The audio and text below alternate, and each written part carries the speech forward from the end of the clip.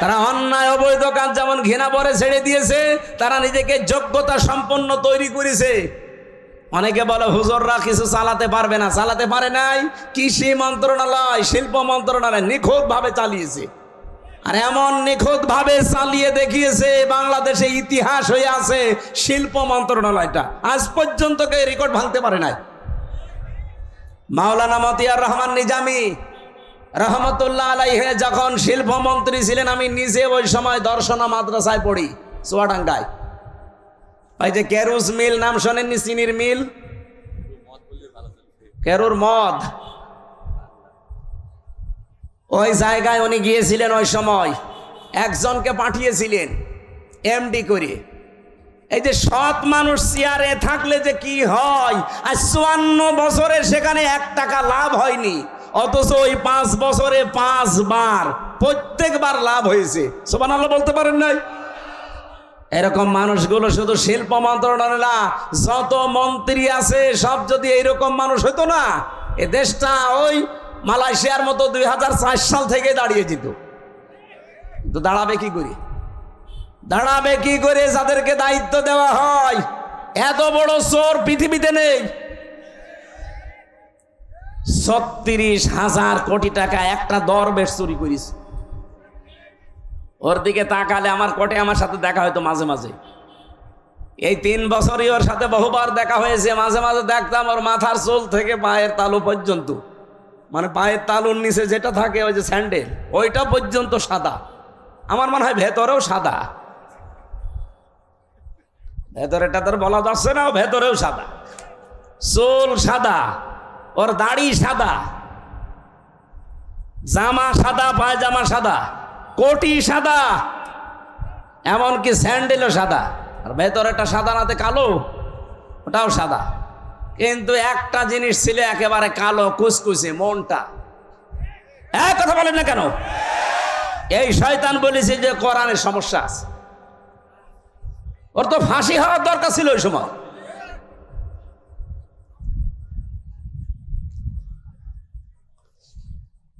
আমি তো বাস্তব কথা শোনাতে চাচ্ছি। এই এমডিকে উনি পাঠিয়েছিলেন রাত 3:30টার সময়, যে উনি জয়েন্ট করেছে। চিন্তা করছে আজকে আমি একটা চমক দেখাবো। একেবারে মেন গেটে যে দারোয়ান আছে তারে বলছে, আপনি এখান থেকে একটু নিরাপদ দূরত্বে থাকেন, আপনার পোশাকটা আমারে দেন। ওই যে হাটে একটা লাঠি নিয়ে বসে থাকে, লাঠি নিয়ে দারোয়ানের মতো বসে আছে। ফজরের নামাজ শেষ করে সকাল 7টা থেকে আরম্ভ হয়েছে, মানুষ যাচ্ছে 10টা পর্যন্ত। এরপরে ডিউটি আর এক দলের আসবে। তখন বাজে 11:45। একজন একেবারে সেরকম বড় দাড়ি, জব্বা জামা গায়ে, পাগড়ি মাথায়, এত বড় বড় দাড়ি নিয়ে প্রাইভেট নিয়ে ঢুকতেছে।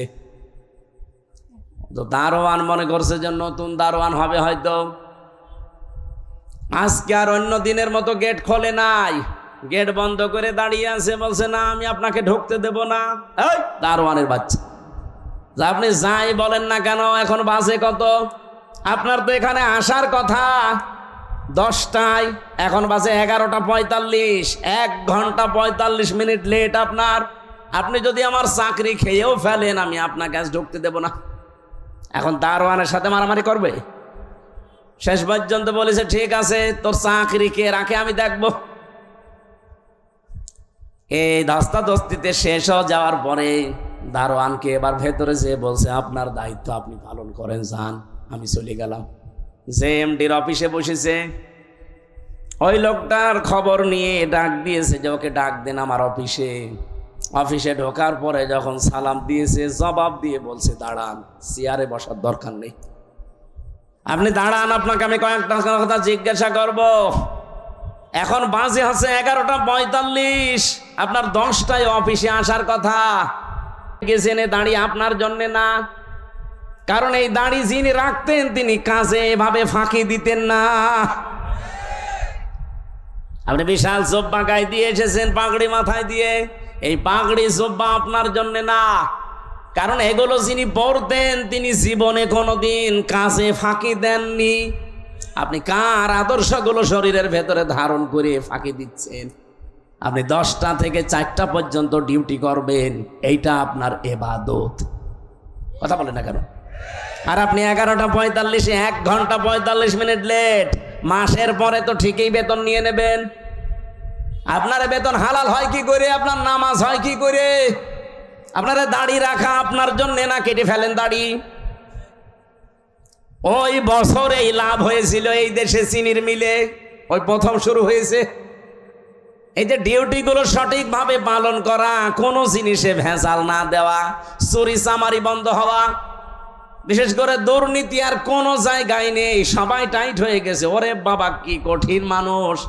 1 বার 2 বার 3 বার সিগন্যাল দেয়, 3 বারের পরে যদি সংশোধন না হয় জনমের মতো ওরে বিদায় করে দেয়। একবারে ভয় দেখিয়েছে, সারা দেশে যত চিনির মিল সব টাইট হয়ে গেছে। কারণ ওনার উপরে যে আছে, যিনি পাঠিয়েছেন, তিনি তো সাধারণ মানুষ না, মাওলানা নিজামী সরাসরি পাঠিয়েছে ওনারে। বলেন তো যে এই বাংলাদেশে যে ইতিহাস তৈরি করে গেল, এখন যদি আবার ওই রকম আমরা তৈরি করে দিতে পারি, আল্লাহর কসম আমি দিয়ে বলতে পারি বাংলাদেশ ও মালয়েশিয়া সিঙ্গাপুরের মতো দাঁড়িয়ে যাবে। মালয়েশিয়া দাঁড়িয়েছে 2004 সালের পর থেকে, সিঙ্গাপুরও দাঁড়িয়েছে 2004 সালের পর থেকে, পাশাপাশি দেশ। আমি ঘুরে আসলাম কয়েকদিন আগে। এ বাংলাদেশের চাইতে কত ছোট সিঙ্গাপুর জানেন?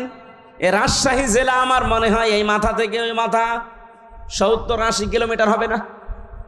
হবে না? কত? 80 কিলোমিটার এই জেলাটা, এ মাথা থেকে ও মাথা।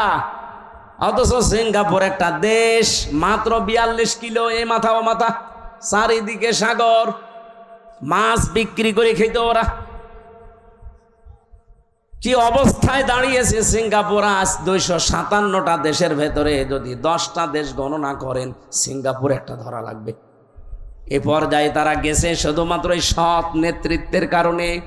তারপরও তো তারা আল্লাহর আইন মানে না, শুধু যা আইন বানিয়েছে ওইটাই পঙ্খানো মানে, এই কারণে দাঁড়িয়েছে।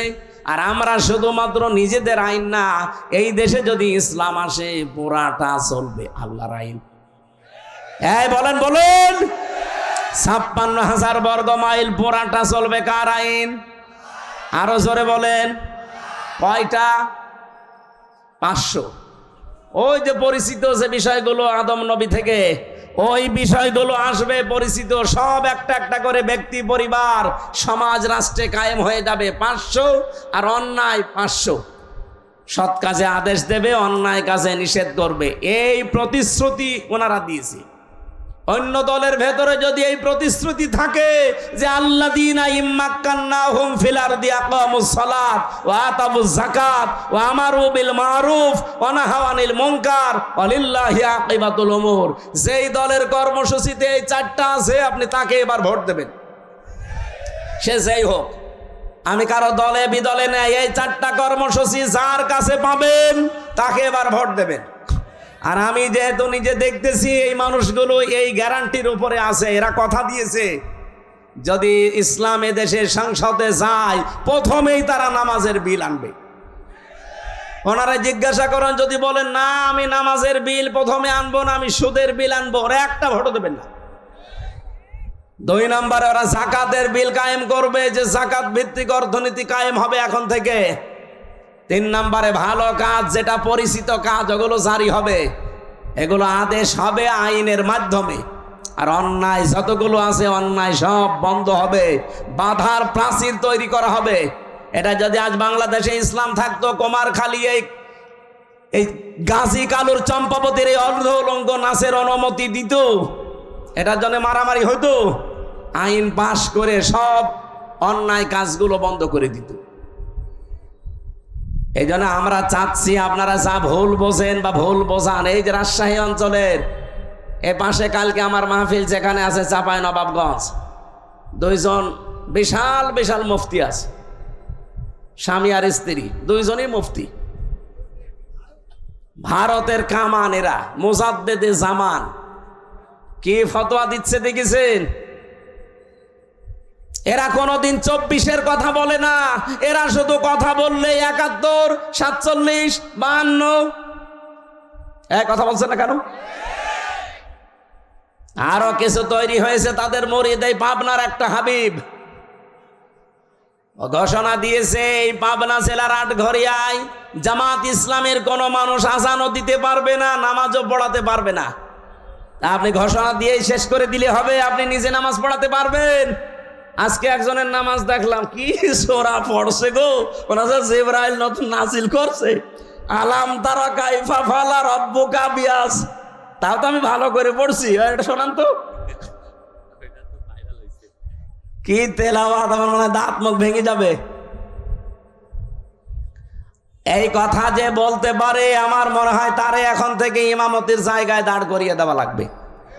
আর ওই যে আর এক চাপাবাজ যেটা ডিম খাচ্ছে, আচ্ছা আমার বুখারী শরীফ, কোরআন শরীফ সব পড়া শেষ, হ্যাঁ পুরাটা চাপাবাজি। এই বহু চাপাবাজ এই দেশে এখনো আছে গোপনে, আর প্রকাশ্যে অনেকে 24-এর কথা বলে না, কথা বললেই 71, কথা বললেই 52, কথা বললেই 47। আরে ভাই 71, 52, 47 আমরা কেউ ছিলাম না, আমরা ছিলাম 24-এ। এই যে মে মাস চলছে, আজকে 22 তারিখ, এই সামনে মাসের 10 তারিখে জুন মাসের এই দেশে জুলাই ঘোষণাপত্র অলরেডি প্রকাশ করা হবে। যখন এই ঘোষণাপত্র আসবে তখন অটোমেটিক ভাবে বাংলাদেশের সংবিধান বাতিল হয়ে যাবে। আর এই সংবিধান অনুযায়ী এখন যে চুপ্পু মিয়া আছে রাষ্ট্রপতিও অটোমেটিক বাতিল হয়ে যাবে। কথা বলেন না কেন? কারণ এই দেশ চলবে এখন 24-এর চেতনায়। কথা বলেন ঠিক কিনা? কোনো বৈষম্য থাকবে না দেশে, আর বৈষম্য যতদিন আছে ততদিন নির্বাচনও হবে না। তাহলে নির্বাচন দিলে 2732 জন মানুষ মরে গেল, ওদের কি জীবনের দাম নেই? তো ওদের জীবনের দাম দেন, তারপরে আপনি 72, 71, 73-এর কথা নিয়ে আসেন। আমরা 71-কে সম্মান করি, 52-কে সম্মান করি, 47-কে সম্মান করি, কিন্তু না, সবচাইতে বড় সম্মানের জায়গা এখন আমি যেহেতু দেখেছি নিজে 24। কথা বলেন না কেন? এই দেশ চলবে এখন 24-এর চেতনায়। কোন চাপাবাজের চাপাবাজি এ দেশে আর চলবে? যদি এরকম চাপাবাজি করে মমতাজের মতো সেও ডিম খাবে। তাও কি ভালো ডিম? পচা ডিম। যে ডিম খেয়েছে মহিলা আজকে মানিকগঞ্জে, ও জীবনে মনে হয় আর কোর্টে হাজিরা দিতে আসবে না।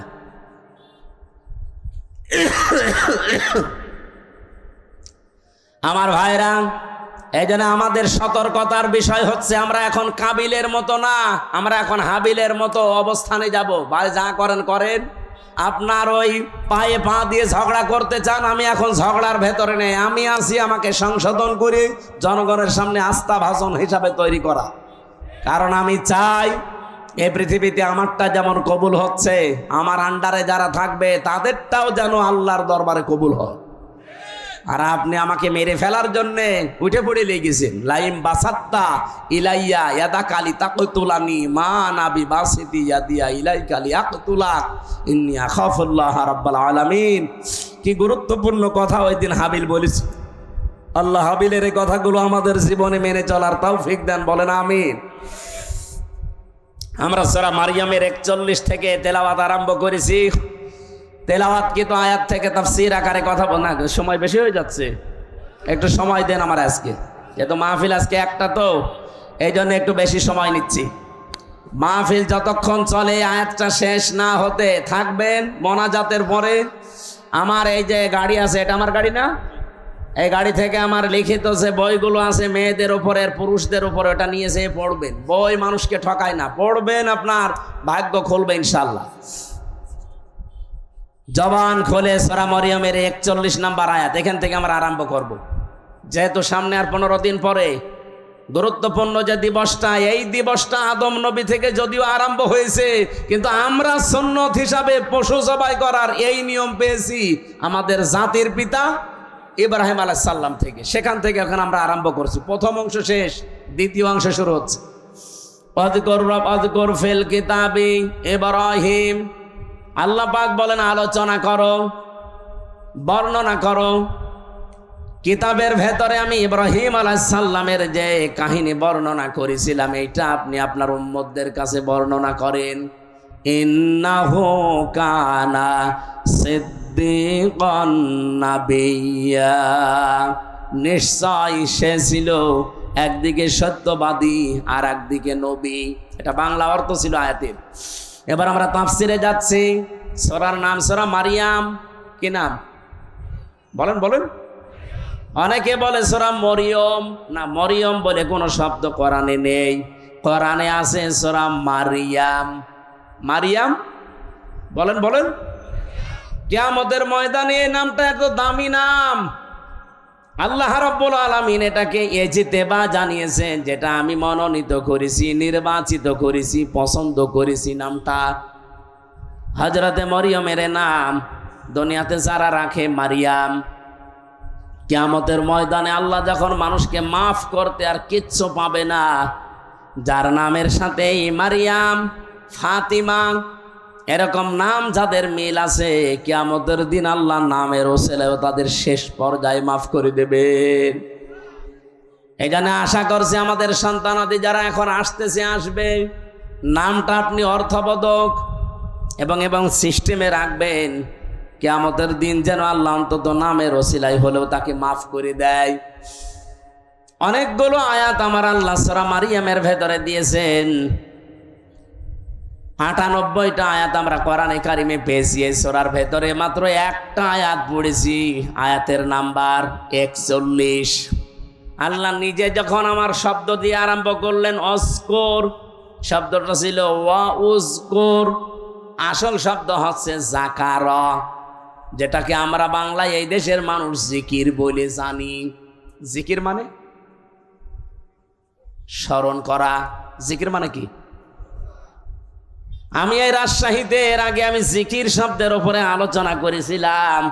জিকিরের ১৯টা অর্থ আছে পুরা কোরআনে। সামারাইজ করে আমি 5টা পর্যন্ত বলেছিলাম রাজশাহী স্টেশনের পাশে। জিকির মানে স্মরণ করা, জিকির মানে কোরআন, জিকির মানে উপদেশ, জিকির মানে আল্লাহর আইন, জিকির মানে নামাজ, বাস সালাত। এই 5টা অর্থেরই আবার ব্যাখ্যা আছে। যেহেতু আজকে আমার জিকির নিয়ে আলোচনা না, শব্দটা এসেছে আয়াতের প্রথমে, এই জন্য জিকির বলতে আমি যেটা আছে কোরআনে ওটা টাচ দিলাম। আর জিকিরকে কোনো মানুষ যখন ইবাদত হিসাবে নিতে চায়, মাস্ট বি তাকে 4টা শব্দকে বেছে নেওয়া লাগবে জিকির হিসাবে। সুবহানাল্লাহ, আলহামদুলিল্লাহ, লা ইলাহা ইল্লাল্লাহ, আল্লাহু আকবার। রাজশাহীবাসী এটা রেকর্ড হচ্ছে, তো এই জন্য বললাম। আজ বাংলাদেশে যে ভেজাল চলছে জিকিরের নামে, বহু জায়গায় 4টা শব্দের বাইরে জিকির নেই। বলেন বলেন। এই যে তাহেরি সাহেব যে জিকির গুলো আরম্ভ করেছে, এগুলো এই 4টা শব্দের ভেতরে পাবেন। ও জিকির করে ইয়ালি বাবা, শালি বাবা, কেল্লা বাবা, ফতে বাবা, ন্যাংটা বাবা। বলেন এই 4টা শব্দের ভেতরে ফতে বাবা আছে, কেল্লা বাবা আছে। কথা বলেন না কেন? সুতরাং এগুলো জিকির না, এগুলো ওদের ফিকির। এ বাংলার মানুষেরা সতর্ক হন, জিকির করবেন 4টা শব্দ দিয়ে, কারণ এটা ইবাদত। কোন মানুষ আল্লাহর জিকিরকে খণ্ডন করতে পারবে না। যারা আজকে আল্লাহর 4টা শব্দকে আলাদা আলাদা করে ডাকে, তাদের জিকির হয় না। কেউ যদি বলেন আল্লাহু আকবার, আকবার আকবার হবে না, কি বলা লাগবে? আল্লাহু আকবার বলা লাগবে। তাহলে এটা জিকির হবে, প্রতিটি অক্ষরে 10টা করে নেকি হবে। কারণ আল্লাহর কালেমা খণ্ডন করা জায়েজ নেই। অতাম্মাতে কালিমাতু রাব্বিকা সিদকাও ওয়া আদলা লা মুবাদদিলা লিকালিমাতিহি ওয়া হুয়াস সামিউল আলিম। বলেন আল্লাহু আকবার। এখানে 3টা বিষয় লেখা আছে আয়াতের ভেতরে। আল্লাহ বলেন আমার কোরআন পরিপূর্ণ সত্য কথা দিয়ে। 2 নম্বরে আমার কোরআন ইনসাফ দিয়ে পরিপূর্ণ। 3 নম্বরে আমার কোরআনের কোনো কথা রদ বদল নেই, পরিবর্তন নেই। আযারুল্লাযীনা ইউলহিদুনা ফি আসমাই, এটা পাবেন সূরা আরাফ 9 নম্বর পারা 13 নম্বর পৃষ্ঠার 5 নম্বর লাইনের 180 নম্বর আয়াতের মাঝের অংশে আছে। যত তাফসিরে দেখবেন এইটাই লেখা পাবেন। আল্লাহ বলেন আমার নামকে তোমরা এলহাদ করবা না। এলহাদ মানে বলেন বলেন। এলহাদ মানে পাল্টিয়ে ফেলা, এলহাদ মানে পরিবর্ধন করা, উলট পালট করে ডাকা। বাংলার মানুষেরা আল্লাহ যেহেতু এলহাদ করলে নিষেধ করেছেন, সুতরাং আজকে থেকে আমরা আর শুধু আকবার আকবার না, আল্লাহু আকবার জিকির করব। শুধু সুবহান সুবহান না, সুবহান আল্লাহ জিকির করব। শুধু আলহামদ না, আলহামদুলিল্লাহ বলবো। শুধু লাইলা লাইলা না, লা ইলাহা ইল্লাল্লাহ বলবো। এর বাইরে যদি কেউ জিকিরের কোনো শব্দ আবিষ্কার করেন, দলিল দেওয়া লাগবে। এই কথা বলছেন না কেন? বলেন বলেন। হ্যাঁ, আপনি সব সময় মুখে জারি রাখতে পারেন একটা শব্দ, সেটা হচ্ছে আস্তাগফিরুল্লাহ। আস্তাগফিরুল্লাহ সব সময় মুখে জারি রাখবেন।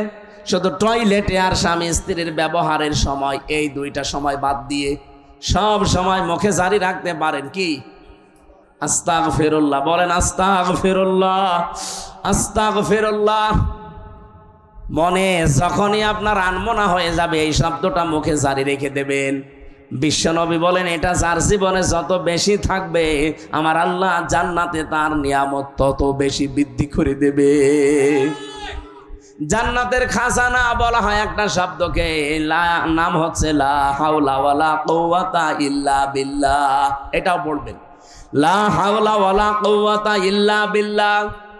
যেটা আজকে আমার জিকিরের আলোচনা না, আমি টাচ দিলাম শুধু প্রথম শব্দের, অযকর ফিল কিতাবি। আল্লাহ পাক বলেন, আলোচনা করো, বর্ণনা করো হে নবী, কিতাবের মধ্যে। কিসের মধ্যে? কিতাব কাকে বলা হয়? এই পৃথিবীতে যত কিছু আপনি দেখতে পান, লাইব্রেরিতে যান, প্রত্যেকটা হচ্ছে কিতাবের ব্যাখ্যা। আল্লাহর ভাষায় এই দুনিয়াতে এখন একটাই কিতাব আছে, অথেন্টিক কিতাব, তার নাম কোরআন। তার নাম কি? এই জন্য আপনি এখানে দেখেন, কিতাবের আগে আলিফ লাম দেওয়া আছে, অযকুর ফিল কিতাবি। নির্দিষ্ট করে আল্লাহ জানিয়েছেন কিতাব একটাই। তাছাড়া দুনিয়াতে যত কিছু আছে ওগুলো কিতাবের ব্যাখ্যা। এই জন্য আপনাকে কেউ যদি বলে আমি ইসলাম জানতে চাই, কোন কিতাব পড়লে আমি ইসলাম জানতে পারবো, আপনাকে কোরআন দেওয়া লাগবে। আপনি যদি বলেন না, এই যে রবীন্দ্রনাথ ঠাকুরের কবিতা দিলাম, পাবে ইসলাম? পৃথিবীতে যত তাফসীর লেখা আছে, যত হাদিসের গ্রন্থ লেখা আছে, যত কিছু আছে, সব হচ্ছে আল্লাহর এই কিতাবের ব্যাখ্যা। আপনি তাফসীরে ইতকানের ভেতরে দেখবেন, এই কিতাবের নাম আমার আল্লাহ নিজে নামকরণ করেছেন 55টা। কোরআনের নাম কয়টা? বলেন বলেন। কোরআনের প্রথম নাম হচ্ছে আল কোরআন, 2 নাম্বার নাম হচ্ছে আল ফুরকান, 3 নাম্বার নাম হচ্ছে আল কিতাব, 4 নাম্বার নাম হচ্ছে আজ জিকির, 5 নাম্বার নাম হচ্ছে আত তানজিল। বলেন আল্লাহু আকবার। এজন্য কিতাবে একটাই। এই কিতাবের কাছে কেউ যদি না আসে, কোনোদিন সে হেদায়েতের রাস্তা পাবে না। আহ্বান জানাচ্ছি যারা সেখানে আছেন, ফাইনা তাযাহাবুন ইন হুয়া ইল্লা যিকরুল লিল আলামিন। কোথায় যান? ফিরে আসেন। এ কোরআন কারীম এই পৃথিবীর মানবতার জন্য মহান আল্লাহর পক্ষ থেকে একটা উপদেশ। বলেন সুবহানাল্লাহ। আমি কিতাবের আরো ব্যাখ্যা করতে পারতাম, ওদিকে আর যেতে চাই না। আল্লাহ বলেন, আলোচনা করেন, বর্ণনা করেন এই কিতাবের ভেতরে। এই কিতাব মানে কোরআন শরীফের ভেতরে আল্লাহ যে বর্ণনা দিলেন, যার নাম এখানে প্রায় 27 জন নবীর নাম আমরা পেয়েছি, 25 জন আর 2 জন ইনডাইরেক্ট, সব মিলে 27 জন।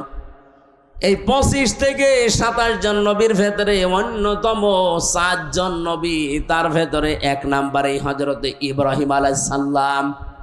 ইহুদিরা আজ যাকে ডাকে আব্রাহাম বলে, না, ওনার নাম ইব্রাহিম বা ইব্রাহাম, এতটুকু বলা যায়, আব্রাহাম বলা যাবে না, তাহলে অর্থ পাল্টিয়ে যাবে। ওরা গণতন্ত্রের জনক যাকে বলে, এই যে আব্রাহাম, ইব্রাহিম নবীর নামটা যে ইহুদিরা পাল্টিয়ে ডাকে আব্রাহাম বলে। এখানে 7টা কিরাত আমি পেয়েছি। এই 7 কিরাতের 2টা কিরাত আমি তেলাওয়াতের সময় করেছিলাম, শুনেছেন না? আযকুর ফিল কিতাবি ইব্রাহিম আযকুর ফিল কিতাবি ইব্রাহিম। বলেন আল্লাহু আকবার। এটা তো আর ওই রকম মক্তবের ক্লাস চলছে না যে আপনাকে আমি কিরাতের উপরে ট্রেনিং দেব। রব্বুল আলামিন বলেন আমার ইব্রাহিমের কথা আমি এই কোরআনে আলোচনা করেছি, হে নবী কেন জানেন? এবার আসেন, ইন্নাহু কানা সিদ্দিকান নাবিয়্যা, নিশ্চয় সে ছিল একদিকে সিদ্দিক আর একদিকে নবী। এখন সিদ্দিক কি আর নবী কি? এক নম্বরে আমরা নবীর ব্যাখ্যা করি, তারপরে সিদ্দিক। নবী শব্দের বাংলা অর্থ হচ্ছে সংবাদ বাহক। এটা নাবা থেকে এসেছে। নাবা মানে ব্রেকিং নিউজ। এই যে টিভির নিউজ দিয়ে আজকে ব্রেকিং নিউজ যাচ্ছে, আপনি এখন এসে দেখেন রাত 10টা 1 মিনিটে ওসি প্রদীপ আর এসআই লিয়াকতের ফাঁসি হবে, এটা ব্রেকিং নিউজ যাচ্ছে। স্বৈরাচারের দোসর যারা ছিল 1628 জন, তার ভেতরে এই দুইজন না হলো একজন তো মাস্ট বি ওসি প্রদীপ। আজকে আমার সাথে 3টা বছরই জেলে ছিল। আমি সেখানে বসতাম জেলারের সামনে, সোফারের সামনে, ওই শয়তান আমার পাশে বসতো। আমার এসে মাঝে মাঝে বলতো, হুজুর আমার কোনো দোষ নেই, সব বানানো। অথচ 204 জন মানুষকে ক্রস ফায়ারের নাটক করে হত্যা করেছে। সবচাইতে বেশি মানুষ ওই টেকনাফে, উখিয়া টেকনাফ ওই এলাকায় মানুষ হত্যা করার জন্য লাইসেন্স নিয়েছিল ওই স্বৈরাচারের কাছ থেকে, মাদকের নাম করে। ওই এলাকায় যেহেতু সবচাইতে বেশি একামতে দিনের মানুষ, কক্সবাজার চট্টগ্রামে এমনিতেই একামতে দিনের মানুষ বেশি। ওই কয়েক বছরের ভেতরে সবচাইতে বেশি মানুষ হত্যা করেছে শিবিরের। 204 জন মানুষ মেরেছে। এই ব্রেকিং নিউজটা আজকে যাচ্ছে। এখন ব্রেকিং নিউজ লিখতে কি লাগে? আপনি দেখেন ইংরেজি শব্দ যেহেতু নিউজ, নো কি NEWS লাগে না? আপনি একটা একটা করে শব্দের সাথে অর্থ মিলান। এন দিয়ে যদি ধরেন ইস্ট, ই দিয়ে নর্থ, নাই এন দিয়ে নর্থ, ই দিয়ে যদি ইস্ট ধরেন, ডাব্লু দিয়ে ওয়েস্ট, আর এস দিয়ে সাউথ, তাহলে পৃথিবীর 4 কোণা হয়ে যাচ্ছে। তামাম পৃথিবীতে যত সংবাদ পৌঁছানো লাগবে সব আমার আল্লাহ নবীদেরকে দিয়ে পৌঁছিয়েছিলেন। বলেন সুবহানাল্লাহ। সব চাইতে বড় সংবাদ হচ্ছে, এরপরে একটা একটা করে সংবাদগুলো তিনি পরিবেশন করবেন তার পরিবার থেকে শুরু করে। 2 নম্বরে তিনি সিদ্দিক ছিলেন। সিদ্দিক কি? সত্য কথা বললেই সিদ্দিক হয় না মানুষ। সত্যকে সত্য বলে জানার পরে যারা দ্বিধাহীন চিত্তে প্রশ্ন ছাড়া গ্রহণ করে নিতে পারে তার নাম সিদ্দিক। হযরতে আবু বকর পর্যন্ত তিনি ছিলেন, কিন্তু জানি যখন মেরাজের এই কাহিনীকে সত্যকে সত্য জানার পরে কোনো প্রশ্ন ছাড়া দ্বিধাহীন চিত্তে মেনে নিয়েছিলেন, বিশ্বাস করেছিলেন। বিশ্বনবী ওই দিন তাকে বলেছিলেন, তুমি আবু বকর শুধু না, আজকে থেকে আবু বকর সিদ্দিক। তাহলে আজ বাংলাদেশে আমরা যদি কেউ সিদ্দিক হতে চাই, কিয়ামতের দিন যেহেতু 4 প্রকার মানুষকে আল্লাহ পুরস্কার দেবে, মিনান নাবিয়্যিনা ওয়াস-সিদ্দীকিনা ওয়াশ-শুহাদা ওয়াস-সালিহিন। এই 4 প্রকারের ভেতরে 2 নম্বরে সিদ্দিক। তাহলে সত্যকে সত্য জানার পর কোনো চিন্তা ভাবনা আর করা যাবে না। দ্বিধাহীন চিত্তে প্রশ্ন ছাড়া, পিছুটান ছাড়া যারা মেনে নিয়ে জীবন চালাতে পারবে, কিয়ামতের দিন তারা সিদ্দিকের কাতারে উঠবে। এ বাংলাদেশে সিদ্দিক আছে, খালি নামে আছে আবু বকর সিদ্দিক। সত্যকে সত্য জানার পরে মেনে নেওয়া দূরের কথা, আরো ঘাড় ঘোরায়, ঘাড় মোটা করে, চোখ মোটা করে। পাবনায় কোরআনে কারিমে আগুন লাগিয়েছে 150টা কোরআনে। সত্য কোনটা আপনি উদ্ঘাটন করে বের করেন না, আন্দাজে একজনের উপরে 10টা চাপিয়ে এমন কালার করার চেষ্টা চালিয়েছে। এখন তো সব বেরিয়ে আসছে, কে কে এটা করেছে, কার নির্দেশে করেছে, সব বেরিয়ে আসতেছে। আমরা দল বিদল বসি না, কোরআনে যারা আগুন দিয়েছে তাদের হাত এই দেশে থাকবে না। এই কথা বলেন না কেন? যে এই কাজের সাথে জড়িত, যারা এর সাথে ইঙ্গিত দিয়েছে। আপনি কি জামাত ইসলামের অফিসে আগুন দিয়েছেন? ওটা তো একটা শো। ওখানে ছিল কি?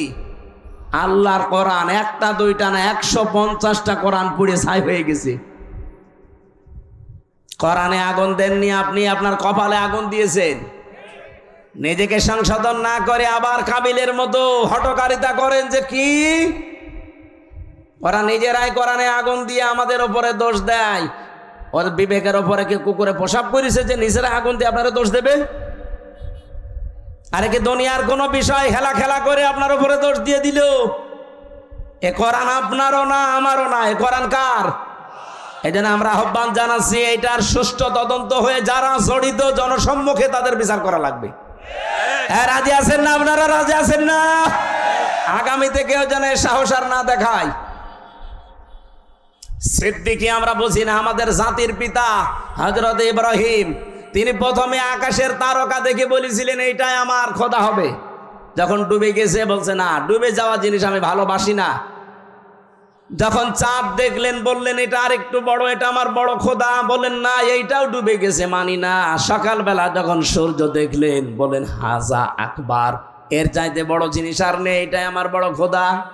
ওইটা যখন সন্ধ্যাবেলা ডুবে গেল, তিনি ডাক দিয়ে বললেন না, ইন্নী ওয়াজ্জাহতু ওয়াজহিয়া লিল্লাযী ফাতারাস সামাওয়াতি ওয়াল আরদা হানিফা ওয়া মা আনা মিনাল মুশরিকিন। আমি আজ আমার চেহারাকে ঘুরিয়ে দিলাম ওই আল্লাহর দিকে, যিনি আকাশ আর জমিনের উদ্ভাবক। আমি একনিষ্ঠভাবে মন থেকেই ঘুরে এসেছি, আমি মুশরিক না। ও বাংলার মানুষেরা, জাতির পিতা ইব্রাহিম তিনি নিজে খোঁজ করে করে সত্যকে উদ্ঘাটন করেছিলেন। আর আমরা সেই জাতির পিতার সন্তান, চোখে আঙ্গুল দিয়ে দেখিয়ে দিলেও আমরা সত্যকে সত্য হিসাবে মানতে চাই না। এই কথা বলেন না কেন? আপনি জাতির পিতা ইব্রাহিমের সন্তান আর নেই, তিনি সত্যকে খুঁজে নিয়েছিলেন। আর আমাদেরকে সত্য আঙ্গুল দিয়ে দেখিয়ে দেওয়া হয়, তারপরও মানতে তো চাই না। সত্য কেউ নিয়ে আসলে তাকেও মেরে ফেলতে চায়। হযরত ইব্রাহিম বলেছিলেন, ইদ ক্বালা লিআবিহি ইয়া আবাতি লিমা তা'বুদু মা লা ইয়াসমা'ু ওয়া লা ইউবসিরু ওয়া লা ইউগনি আনকা শাইআ। হে আমার বাবা, কেন আপনারা ইবাদত করেন যেটা কানে শোনে না, চোখে দেখে না, কোনো উপকারও করতে পারে না? ওই জামানায় যেহেতু সবচেয়ে বেশি প্রচলন ছিল মূর্তির পূজা করা। ইব্রাহিম নবীর বাবার নাম ছিল আজর বা তারিক। উনি নিজে হাতে মূর্তি বানাতেন আর ওটা বাজারে বিক্রি করতেন, সেল দিতেন, খুব দামি দামি মূর্তি। ইব্রাহিম নবীকে দিয়ে মূর্তি বিক্রি করার জন্য বাজারে পাঠাতেন। তাফসিরে লিখেছে, ওনাকে একবার ঝুড়ির ভেতরে, বড় বিশাল একটা ঝুড়িতে অনেকগুলো মূর্তি মাটির তৈরি করা, বলছে বাজারে নিয়ে যাও, বিক্রি করে আসো।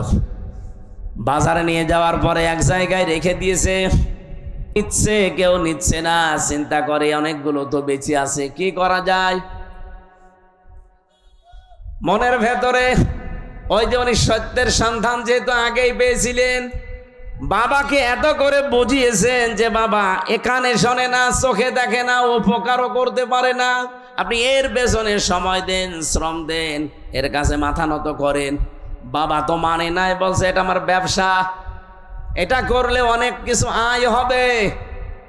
প্রতিমধ্যে নিজে নিজে একটার সাথে আর একটা ঠোকর লাগিয়েছে। মাটির জিনিস, শুকনা জিনিস একটার সাথে আর একটা মারে ভেঙে যায়। বাড়িতে ঝুড়ি ভর্তি করে নিয়ে এসে বলছে, বাবা এই দেখেন রাস্তায় মারামারি করে এদের অবস্থা। আমার মনে হয় বিশ্বে আজ যারা মুশরিক আছেন, যারা মূর্তি পূজা করেন, বিবেকের ওপরে যদি কুকুরে প্রসাব করে না দেয়, বিবেক যদি কারো কাছে বন্ধক না রাখেন, নিজের হাতে তৈরি করা জিনিসের সামনে জীবনও আপনি মাথা নত করবেন না। অনেককে দলিল দিয়েছিলেন, প্রথমে যুক্তি দিলেন, বাবা মা লা ইয়াসমাউ ওয়ালা ইউবসিরু ওয়ালা ইউগনি আনকা শাইআ, যে কানে শোনে না, চোখে দেখে না। আপনাকে আমি এত করে বোঝালাম, আর এখন আপনি বলছেন যে ভেঙ্গে ভেঙ্গে তারা নিজেরা মারামারি করে মরে গেছে। আমি আপনাকে বোঝালাম যে ওরা নিজেরা মারামারি করে, আপনি বিশ্বাস করেন না। আপনি বলছেন না ওরা তো কথা বলতে পারে না। কথা যেহেতু বলতে পারে না, কানে শুনতে পারে না, বিপদে পড়লে আমারে বাঁচাতেও পারে না, তাহলে এর সামনে আপনি মাথা নত করেন কেন? বাবা তখন লাজবাব হয়ে গেছে। হযরত ইব্রাহিম দেখলেন আমার বাবা যখন অন্তত এখন আর জবাব দিতে পারে না, তখন তিনি বলেছিলেন, ইয়া আবাতি ইন্নী ক্বাদ জাআনি মিনাল ইলমি মা লাম ইয়াতিকা ফাত্তাবি'নি আহদিকা সিরাতান সাবিয়্যা। হে আমার বাবা, আমার কাছে একটা জ্ঞান এসেছে, ওই যে তিনি তিনটা জ্ঞানের মাঝখানে পেলেন, তারকা, সূর্য আর চন্দ্র দেখে দেখে একটার পর একটা যখন ডুবে যায়, তার ভেতর থেকে ওই যে জ্ঞানটা, এই জ্ঞান উনি পেয়েছিলেন কোন জায়গা থেকে? ওই যে একেবারে প্রথম ক্লাস, ওই ক্লাসে আদম নবী, পৃষ্ঠদেশে ইব্রাহিম নবী ছিলেন না? বলেন বলেন। ওই দিন থেকে তিনি জেনেছিলেন।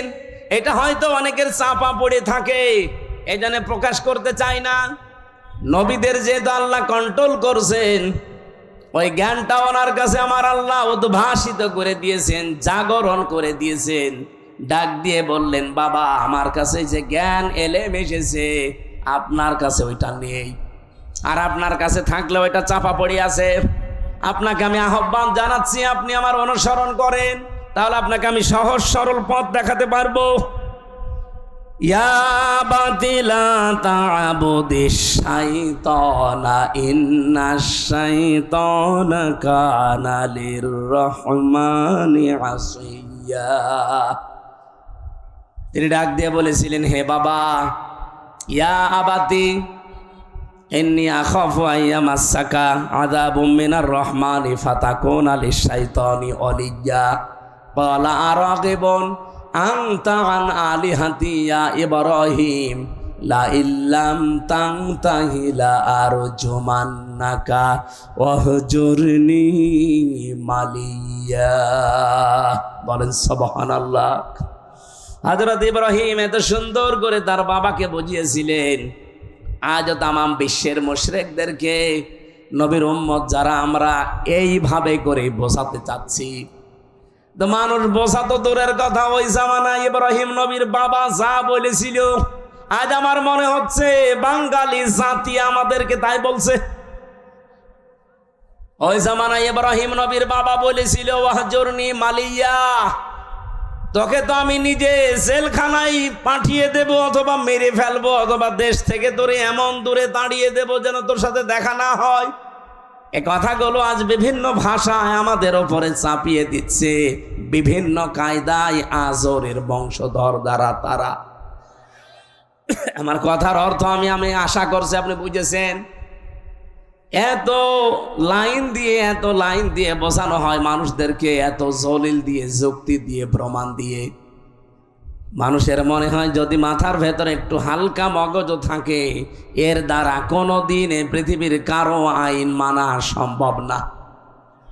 মূর্তির পূজা করা আর মানুষের পূজা করা, মানুষের আইন মানা একই জিনিস। আজ দুর্গা পূজা করে যারা, দরগা পূজা করে যারা, জিনিস একই। ওরা দুর্গা বানিয়েছে, এরা দরগা বানিয়েছে। হিন্দুরা আজ দুর্গা পূজা চালাচ্ছে আর মুসলমানেরা দরগা পূজা চালাচ্ছে, জিনিস একই। কথা বলছেন? সুতরাং আপনাদেরকে আমরা মুক্ত করতে চাই। আমাদের জাতির পিতা ইব্রাহিম আলাইহিস সালামকে বহু ভয় ওই সময় দেখিয়েছে। জাতির পিতা ইব্রাহিম নবী এবার দেখলেন না, এরা আমাকে আর বাঁচতে দেবে না, আগুনে পর্যন্ত শেষ পর্যন্ত ফেলে দিয়েছে। ওখান থেকে মুক্ত হওয়ার পরে তিনি বলেছিলেন, অকালা ইন্নী যাহিবুন ইলা রাব্বি সায়াহদিন রাব্বি হাবলি মিনাস সালিহিন ফাবাশশারনাহু বিগুলামিন হালিম।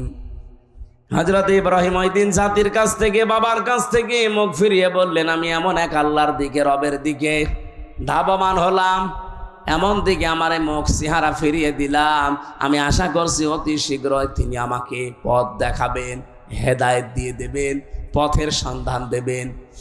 জাতির লোককে এত বোঝানোর পরেও যখন আর জাতি আসে না, এই দেশের আলেমরা কিন্তু শেষ পর্যন্ত ইব্রাহিম নবীর মতো এই কথা বলতে আমরা বাধ্য হব। কথা বোঝেন আমার?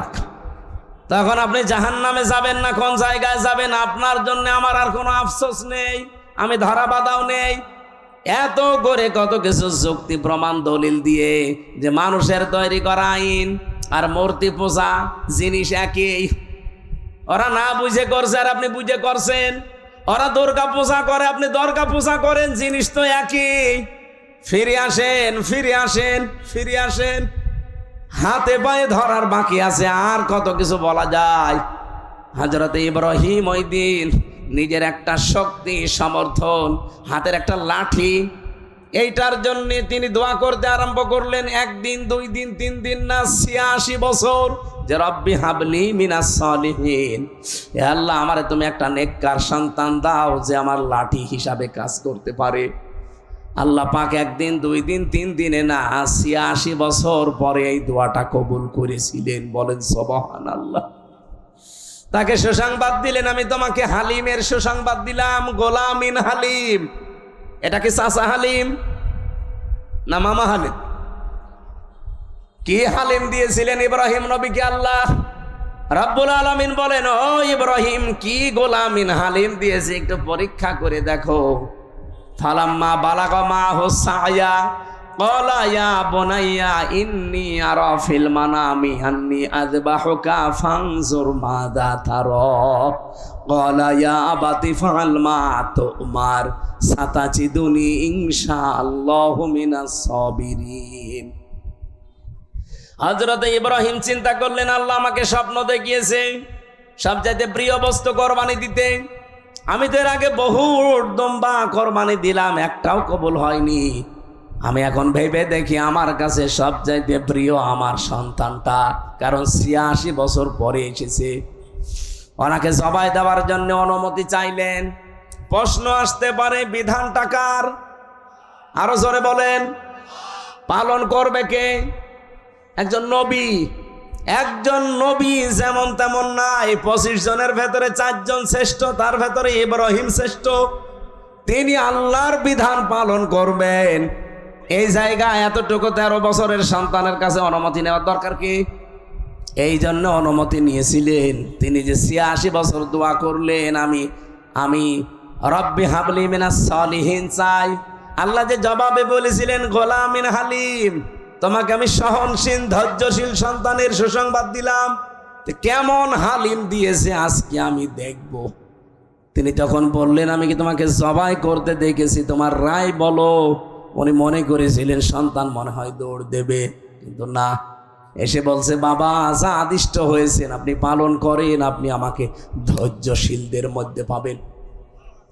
ইব্রাহিম নবী এবার 100 ভাগ বিশ্বাস করে ফেলেছেন, আল্লাহ তুমি কি আমাকে গোলামিন হালিম যা দিয়েছো এটা তো 100 ভাগ কার্যকর।